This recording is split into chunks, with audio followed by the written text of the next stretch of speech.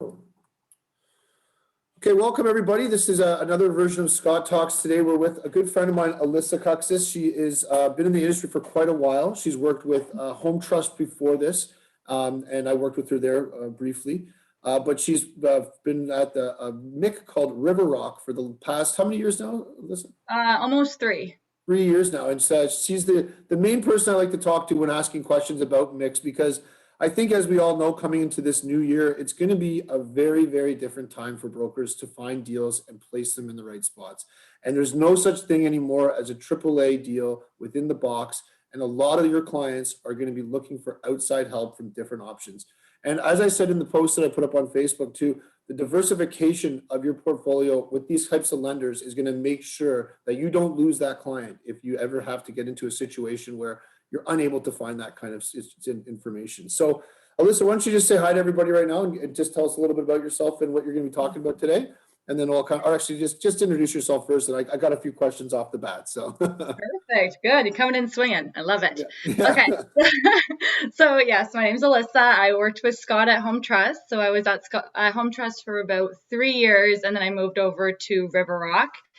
In the last 3 years, RiverRock has grown substantially. The number of underwriters and BDMs that we've been onboarding, you may have noticed, has really grown over the years. And that's just that's a fact of how much private business, I think, has really taken off over the last couple of years, and the need for it with brokers and with the clients. So yeah, we're just going to go over kind of the niches that RiverRock has and what private lending has. And yeah, so come at me, Scott. That's wonderful. Yeah. So that's a one thing that everyone's going to want me to do right off the bat, is to kind of ask those questions. And we all call them pain points, and they are very important in this industry to kind of talk about those right off the bat, to get the ugliness out of the way. Or if there's ugly questions that haven't been answered properly, then at least get the right information. So first off, I get a lot of people asking me, why can't the deal be funded fast enough through a MIC?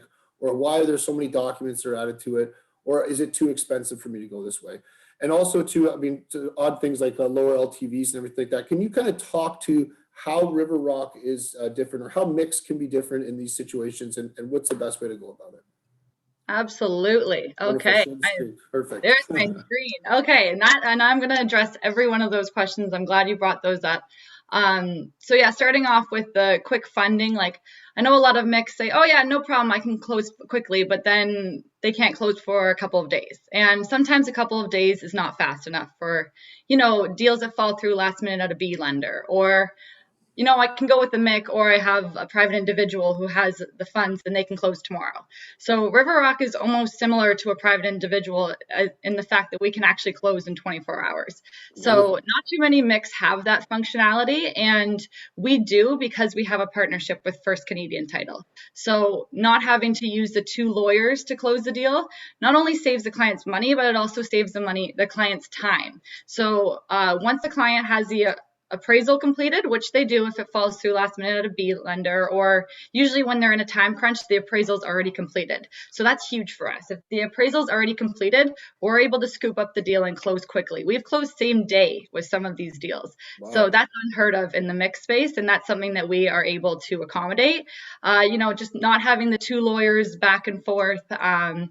And just, we don't have heavy underwriting. Like, we are all about the property. We are 100% real estate driven. So if the property works for us, we're good. We're good to fund. Wonderful.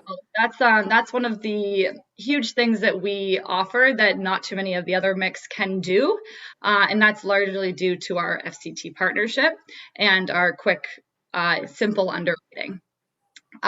You mentioned expensive. So yes, there are definitely a lot of MICs who are really expensive, but sometimes they don't show how expensive they are in the front end. So you see all the advertising, everybody gets their rate emails every Monday, and you see, say, $5.99, 1.5% lender fee. Yeah, that looks pretty great up front, but there's all these hidden fees back there that nobody knows about. Nobody knows about the admin fee, or the underwriting fee, or the legal fee, or the application fee. There's all kinds of fees that are made up and thrown in on the back end that aren't advertised up front, and then do cause the deal to be extremely expensive.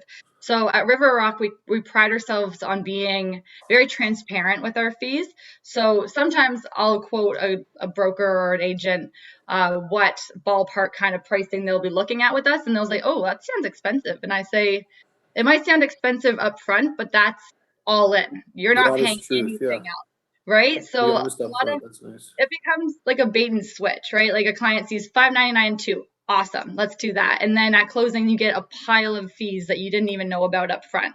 So with us, we're transparent with our fees. We don't add any additional fees. Ours is a rate, lender fee, and a story. We don't have any additional fees.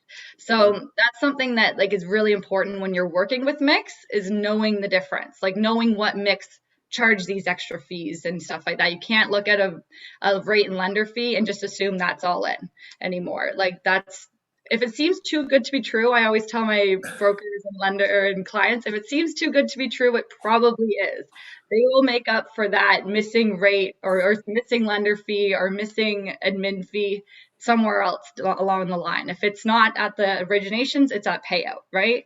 Right. So for us, sometimes I hear like, "Oh, you guys seem expensive," but it's no, we are upfront about our fees, and we want the clients and the brokers and the agents to know when they're closing the deal exactly how much it's going to cost. Perfect. That's wonderful. Yeah. That's good to know So, too, because that is one of the complaints that I get mostly, is that brokers are not seeing the fees that they're going to be charged until the end. So that's wonderful. Thanks so much, Alyssa. yeah, and it also kind of gauges how much the broker or agent want to charge for their own fee, because Exactly. they don't want to look at like they see this, it ends up being 5% lender fee, and they're like, "Well, where's the room for me to make my money?" Right? And of course, the client's got to make money. Everybody's got to eat, or not the client, sorry, the broker. Yeah. Everybody's got to eat. You got to make your money. So it's important to know how much it's going to cost, the overall cost of borrowing. And I get it. Like it's important, and it can really stab the broker if you and it makes you look bad. Like it makes Right. the broker look bad if it comes up last minute, right? So Mhm. we want to make sure that we're taking care of our partners, which are the brokers and the agents on the deal. Wonderful. Yeah, and then what else did you mention? Oh, Too many sorry. docs, Yeah, right? documents. Let's talk docs. Yeah. Docs. Okay, Talk docs so on Scott Talks. That's a good one to say right there. that is good. We can add that to your title. That's it. Um, Yeah. so docs, yes, there are a lot of mix that collect a lot of docs. You see mix looking for income verification, NOAs, employment letters, everything like docs that we would never ask for in a million years. This is private lending, and we got to stick to private lending. We are equity lenders, and that's what we stick to. We're all about the property. We're 100% real estate driven. So for income, we don't have income requirements. We'll take a Wow. self-declared income letter with no supporting docs. We Wow. keep it very, very simple at RiverRock, which is how it should be, though. You can't charge $599, $699, $799, but ask for NOAs. Like Right. it doesn't make sense, And right? it's so funny that you said that too. You nailed the head. You hit the nail on the head when you said that. It's about the property, the marketability. That's the whole idea of private lending, right? And so when you start pulling people apart like that, they might as well go to somewhere like Home Trust or something like that, because that's the same kind Exactly. of thing that you'll be getting in that situation. No, no offense to Home Trust. I'm just saying, like, that's the whole point Yeah, of moving into a private space, is to avoid that situation. So that's yeah. great. That's great. Exactly. Like if they, like we don't look for bank statements to back up the self-declared income letter, because if they had bank statements to back up the self-declared income letter, they would be at Home Trust. Yeah. Exactly what you said. So Exactly. we're like we're really sticking to the real true private lending, equity lending. There are a lot of mix who ask for a lot of docs, or they're looking for more docs depending on higher loan to value deals. We are not like that. We're a full equity lenders all the way up to 80% loan to value. It's not like it's a 75% deal, oh, less docs, or it's an 80% deal, now I need income docs. We don't do that, Straight up. which is how it should be. At the end of the day, we're all about the real estate, which is how private lending really should be. Uh, Loan to values. You Yes. mentioned low loan to Yes. value. Okay, so we do 80% loan to value. Um, every MIC is different. Every MIC has their thresholds that they're willing to do. 80% is what we do, which is probably one of the higher ones. I know a few of them go up to 85, but it's very case by case. But with the 80%, one thing I like to mention is it's not a bundle 80%. Oh, So good. getting really common that MICs are doing bundle 80s. So that's super expensive, because then you have two MICs who have bundled together. So they They're have gonna two double lender charge you. Yeah, double everything. So times That's two good. on the overall pricing, right? Yeah. So for us, we are one charge 80%. So not only are we 80%, which is not like one of the lower loan to values, but we're one charge 80%.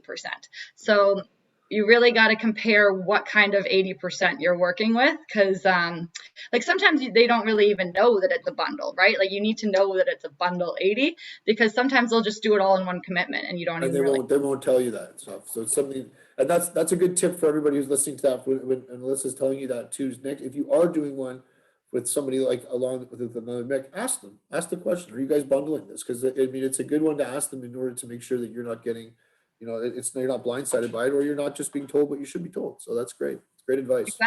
Exactly. And then one thing you didn't mention, but I would like to mention actually is Oh, good. credit. So you see a lot of like on that Monday morning when you get all the rate sheets sent out, you get like a matrix and it's like 680 plus gets this pricing, 600 plus gets this pricing.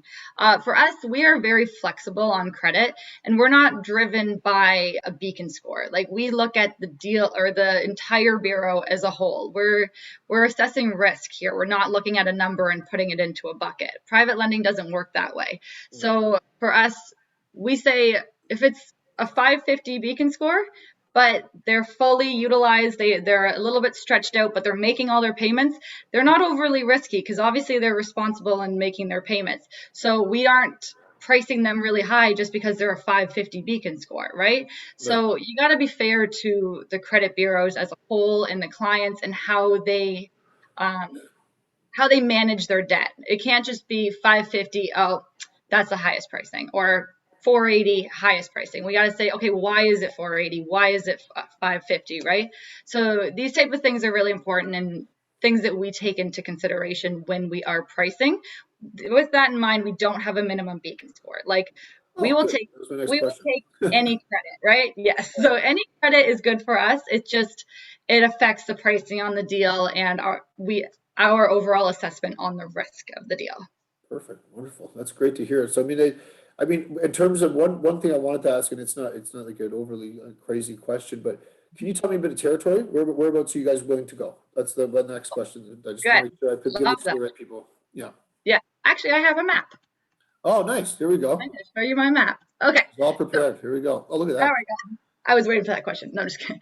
So this that. map is it's very a general map. We're kind of showing the outskirts in between. Like we have the list here of where we lend, but it is bigger than that. Like I know on here it doesn't mention Kingston. We will lend in Kingston or Coburg or Belleville. We will consider those areas. Right. So this is just kind of an overview of the span of where we lend. I know a lot of mix are just core GTA or they don't like to go too far outside Right. of the main pocket of Southern Ontario, And right? if So they do, then they string you along and then say, I don't like it. It's like, yeah, like, oh, maybe. So for us, yeah. all of these areas we will consider. We want to be the biggest thing for us is urban, suburban, cookie cutter subdivision. Okay. So like we say we like middle class properties, and I feel like sometimes middle class gets confusing to clients. They're like, oh, or to brokers, they say, oh, middle class. So you mean like you won't go over like a million? And that's not true. We will go over a million. We consider middle class for the area. So for Toronto, middle class is $2-3 million. Like that's a middle class house That's true. Yeah, very true. starting, Sadly enough. Yeah. right? So like we will do that 2, 3, $4 million house in core Toronto. Now we probably won't do a $4 million house in Kingston, but that's because it's not middle class in Kingston. So Harder to middle resell class too. is standard for the area we want to be in. Right. So we just want to be the cookie cutter subdivision property in these areas in Ontario. So we do Windsor. I think Windsor's actually cut off in my map. Yeah, I think Windsor's cut Windsor, off. Yeah, I knew you guys did Windsor too. You told me yeah, that before. So yeah. So Windsor's cut off a little bit, but we do Windsor all the way out to Ottawa up there, and then north to Aurelia and Collingwood. awesome. And now I have I have just a random question for you because it's just because the things have changed so drastically in terms of people moving into the city, stuff like that too. Would you consider any kind of like cottage properties in any sense, or is that kind of off the list here now? That's unfortunately off the That's list. okay. No, the reason why I ask is because it's just I think this year we're going to see like I mean you never know if it's off the list for good. you just Yeah. a lot of these brands are going to have to start realizing it's a different day now too, right? So it's tough Oh, for because people sure. are moving out of those $2 million houses in Toronto and buying a Exactly. nice cottage for 800,000 up in like Prince Yeah. Edward County, for example, which is between Ottawa and Yeah. Belleville.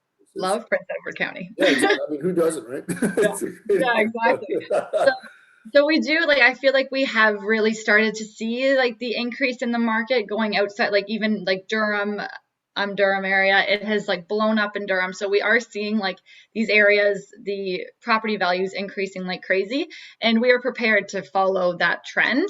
But we're sticking to more like main owner occupied residents, not really like the Okay. vacation home properties. That's great. No, I just want to make sure because this conversation we had right now too is great because it's the exact to the point information that people need to know in terms of how to deal with the mix situation. And That's I right. mean, because a lot of these questions come to you, and probably it's like sometimes it's a no, sometimes it's a yes. But this is great the way it kind of it shows everything in this one presentation. Is there anything else product wise, anything you want to mention while we're on the call here? Because I like it was great that we got everything to you like this situation right now, and everything you've kind of said to us is easy, it's simple and straightforward.